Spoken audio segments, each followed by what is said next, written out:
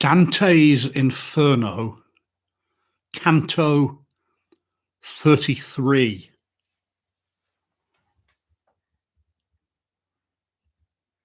Lifting his mouth up from the horrid feast, the sinner wiped it on the hair that grew atop the head whose rear he had laid waste. Then he began, "Thou bidst me to renew a grief so desperate that the thought alone, before I voice it, cracks my heart in two. Yet if indeed my words, like seedlings sown, shall fruit to shame this traitor whom I tear, then thou shalt see me speak and weep in one. What man thou art, or what has brought thee here, I know not, but I judge thee Florentine, if I can trust the witness of my ear. First learn our names. I was Count Ugolin, and he, Archbishop Roger. Hearken well, wherefore I use him thus, this neighbour of mine. That once I trusted him, and that I fell into the snare that he contrived somehow, and so was seized and slain, I need not tell. What thou canst not have learned, I'll tell thee now. How bitter cruel my death was, here, and then, if he has done me injury, judge thou. A narrow loophole in the dreadful den called famine after me, and which meseems shall be a dungeon yet for many men, had filtered through to me the pallid gleams of many changing moons, before one night unveiled the future to my haunted dreams. I saw this man, a lord and master of might, chasing the wolf and wolf cubs on the hill, which shuts out Lucca from the Pisan's sight. His hounds were savage, swift and keen of skill, and many a Sismund, Goerland, and Lanfranc, like huntsmen, rode before him to the kill.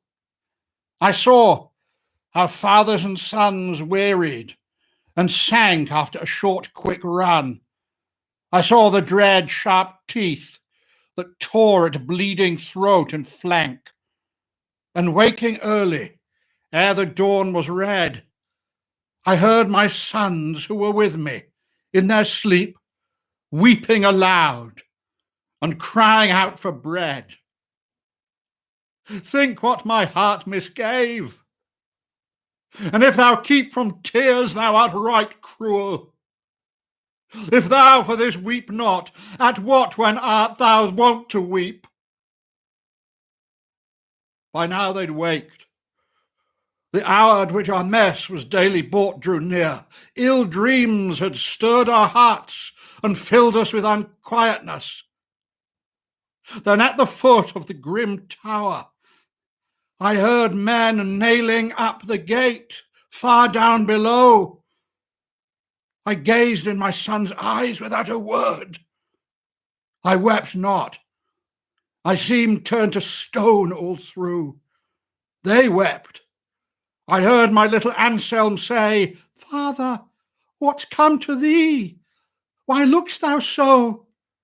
I shed no tear, nor answered all that day, nor the next night, until another sun rose on the world. And when the first faint ray stole through into that dismal cell of stone, and eyeing those four faces, I could see in every one the image of my own, I gnawed at both my hands for misery. And they, who thought it was for hunger plain and simple, rose at once and said to me, "O Father, it will give us much less pain if thou wilt feed on us. Thy gift at birth was this sad flesh. Strip thou it off again." To spare them grief, I calmed myself. Hard earth, hadst thou no pity? Couldst thou not gape wide? That day and next, we all sat mute. The fourth crept slowly in on us. Then Gaddo cried and dropped down at my feet. My father, why dost thou not help me? So he said, and died. As thou dost see me here, I saw him die. And one by one the other three died too, from the 5th day to the 6th. Already I was blind. I took to fumbling them over. 2 long days I groped there, calling on the dead. Then famine did what sorrow could not do.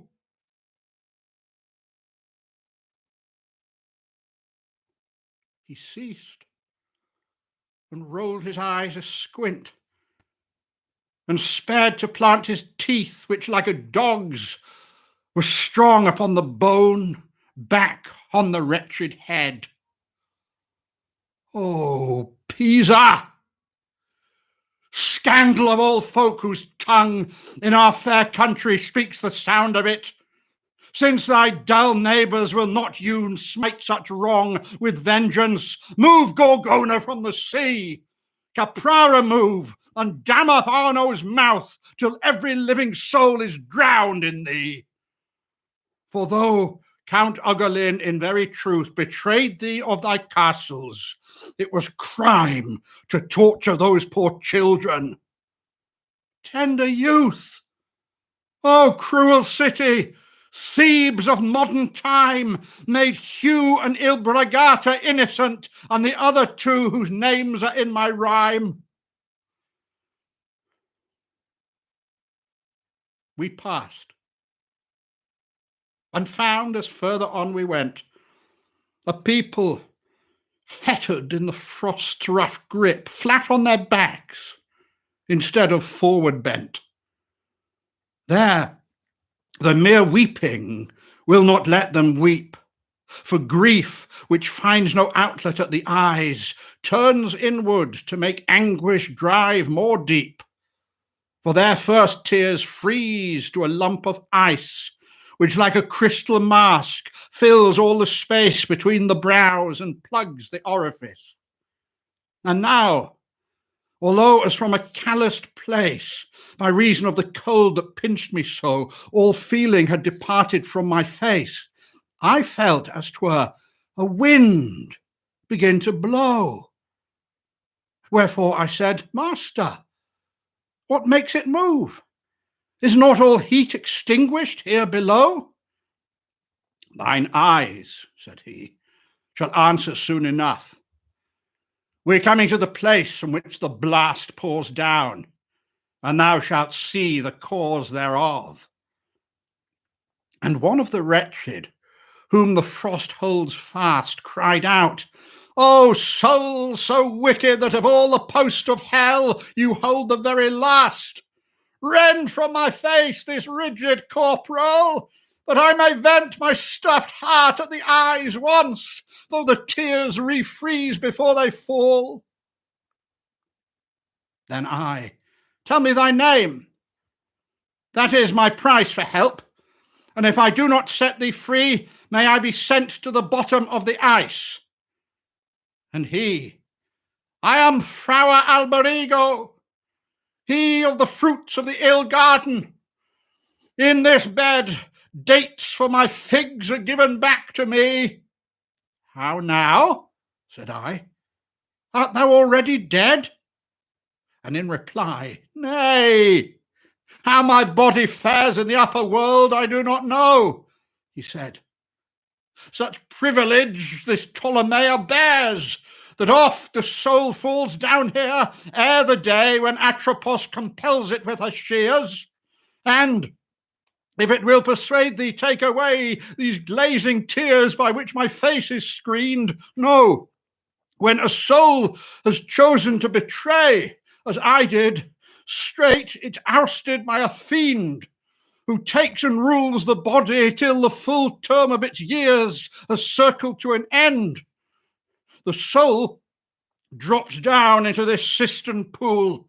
Belike the shade wintering behind me here still has a body on earth. It's probable thou'lt know if thou art new come down from there. He is Ser Brancadoria. In this pit's cold storage he has lain this many a year. I think, said I, that these are pure deceits, for Brancadoria has by no means died. He wears his clothes and sleeps and drinks and eats. Up in that moat where the hell-rakers bide, he answered. Michael's Ent did not yet come to boil and bubble in the tarry tide, when this man left a devil in his room, in his flesh, and that kinsman's flesh, whom he joined with himself in treachery and in doom. And now, do thou stretch forth thy hand to me. Undo my eyes. And I undid them not. And churlishness to him was courtesy. O Genoa, where hearts corrupt and rot, lost to all decency, will no man hound thy whole tribe from the earth and purge this blot? For with Romagna's vilest spirit I found one of such rank deeds, such a Genoan, his soul bathes in Cocytus, while on ground his body walks and seems a living man.